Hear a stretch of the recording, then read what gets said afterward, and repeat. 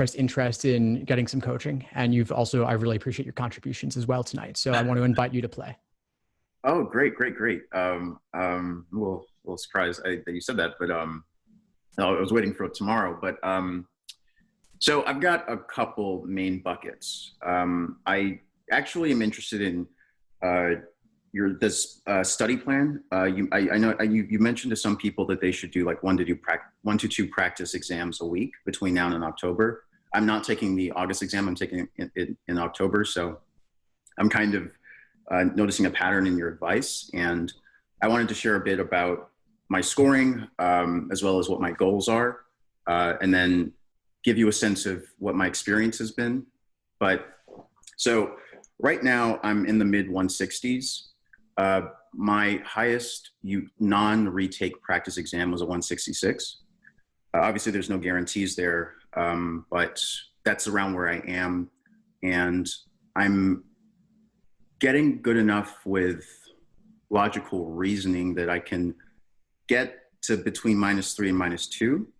And then with reading comp around -4, logic games around -5. So these are just rough estimates, but in that range. But I'm also, and so I'm, I know what I have the materials. I'm in a prep class right now that's been really useful, but I do feel myself hitting not a wall, but like I kind of feel like a car engine that's been running for a while. Like literally my head feels warm, like almost like I've been like really using my brain power. And I'm trying to be mindful of rest. I'm trying to be mindful of burnout. And I don't feel like I'm completely burnt out, but I'm like, how am I going to sustain this to October?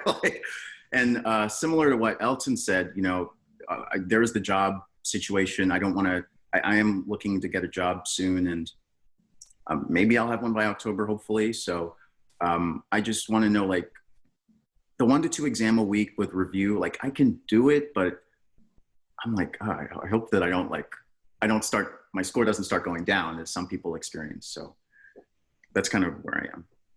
My biggest concern that jumped out to me, and you mentioned this in passing, but I thought it was important enough to call out, is burnout. Mm. You mentioned the car engine, feeling kind of warm, like you've been doing a lot already. Yeah. And your scores are pretty good. Obviously, we're looking for 180. There's always room to improve. Right. And you've noted some weak areas potentially. Mm. So my question would be, where in your foundation do you feel you might be lacking, if anywhere? And by foundation, what do you mean? Basic approach, the fundamentals. Yeah, fundamentals. Honestly, so I think that I'm pretty good. Well, I think my weakest question, right, type for logical reasoning is the parallel structure. Especially when you see like each answer choice is its own paragraph. Oof, that's really killing me. And then also I've noticed I have a tendency to almost, even though I know I should refer to the stimulus or the question stem, I'll go with my gut when I'm down to 2. I've done this with logical reasoning. I've done this with reading comprehension. And it's like, when I'm reviewing, I'm like, why didn't you just look at the question stem? Why did you go based on your gut? And it's like, I guess I just trusted my intuition, but I was wrong. And it's like, I think those few times when I do that, sometimes that keeps me from getting easy points. So I think it's, those are 2 of the issues. But otherwise, I've definitely improved for sure. So. Cool. I mean, you've noticed a few issues. So that's important to flag that, recognize that you want to work on parallels on the side, drill them. That's fine. I don't think it's going to be the make or break for you though. I mean, there's like a couple per exam maybe, but if you were at 175 and that was the hardest thing left that you hadn't yet touched, yeah, work on that. But you noted reading comp, games, -4, -5. Those are big enough that there's room to bring them down without so much trouble given what you've invested up to this point. Now, I want to clarify one thing from earlier. I talked about doing 1 or 2 exams a week. That is a default after you've got the fundamentals, after you've got that foundation built. Because as I was saying earlier to Kendall, it's not always about question type. It could just be you're getting hard questions wrong because they're hard. So it's about reviewing those in depth, looking at the method of reasoning. And if you notice that you're going with your gut and forgetting the question stem type, obviously that's a problem because you got to answer the question being asked, not just what you think might be asked. Right. So it's about, that comes back to habits, and that comes back to noting the traps. Yeah. So what could you change about your review process? Review process. So I really want to go back to earlier questions, earlier exams that I've done. I've only retaken, I want to say 1 or 2 practice exams that I've done, but I do want to go back and see how well I do on ones I've taken in the past, not just go to new material, but see like, okay, can I identify what I got wrong last time with obviously enough of a break in between. And I'm a little nervous I won't have time to, on top of the homework I have from my current prep class, because it is a considerable amount of homework, plus the actual class. So, and obviously, as I mentioned, I don't want to burn out. But I do think that I could be doing a better job of reviewing old material.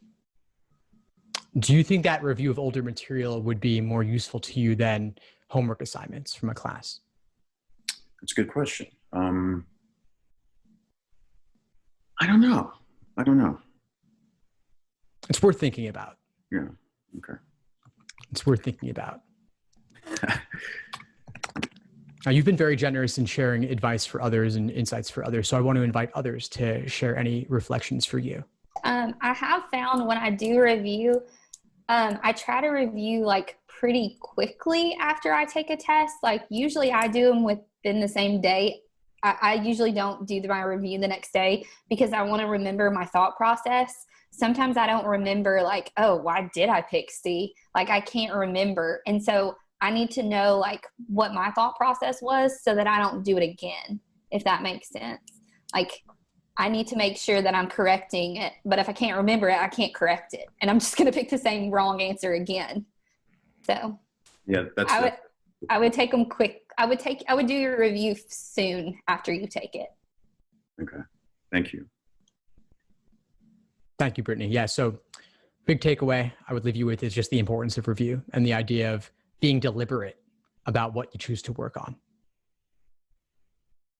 And as you said, Richard, I know we have a call scheduled for tomorrow where we'll go deeper, but I want to leave off here for now.